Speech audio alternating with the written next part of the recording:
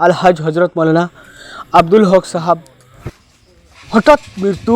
এই মৃত্যুর কথা কোয়াত গেলে প্রথম কথা হইল গিয়া প্রত্যেকজন আসামবাসীর প্রেরণা মৌলানা আব্দুল হক সাহাব আর হাজার হাজার লাখ লাখ ছাত্র ছাত্রীসকলের প্রেরণা এই হুজুরে এই যে মৌলানা আব্দুল হক মাজার বুঝিয়া যে হুজুর আছেন এই বহুত মসজিদ মাদ্রাসা বহুত মসজিদ মাদ্রাসার স্থাপিত করছেন।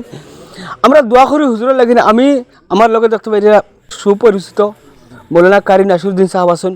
হুজুর কিতা কইবা সমাজের সবরে মেসেজ দিবার লাগেন হুজুর আই যে অক্টোবরে তারকা নক্ষত্র মারা গেছেন আমরা মাথার দেখেন হঠাৎ বিদায়।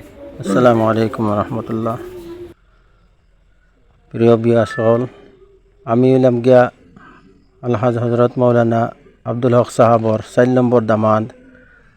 আর হঠাৎ করে তান মারা যাওয়ায় নিজেও আবিবেকিতা হইতাম, বেশ কিছু কোয়াও যাইতো না। আপনার কাছে ও কথাও আমি আরজ রাখমো যে আমার আব্বার লাগি দোয়ায় মাগফিরাত তলব করিয়ার, তার লগে দোয়ায় মাগফিরাত করবা আপনার আশারায়।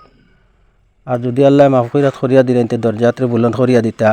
আর সারা ফারণ যদি নাইয়া জনজার শরিক হইবা খাল দিনও 2টার সময় জোহর নামাজের পরে জনজার নামাজরে অনুষ্ঠিত করা হয়েছে সদরগাঁও তার কবরস্থানের সম্মুখে হইব নিজ মহল্লার মধ্যে।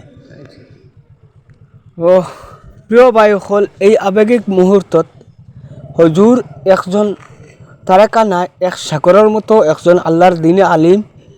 আর আমার দেখাত আমি এই কথা স্মৃতি হিসাবে এই ভিডিও হাইস্কুল 12টার মুভমেন্টের ভিডিও আমি হুজুরের কিছু দৃশ্যগুলো আপনারা গ্রহণ করাইলি। আর আপনারা দেখা এই ভিডিও হুজুরের প্রত্যেকজন শুভাকাঙ্ক্ষীর সামনে এই ভিডিওটা যাইতে লাগে। আপনারা প্রত্যেকজনের শেয়ার বাড়ি দিবা।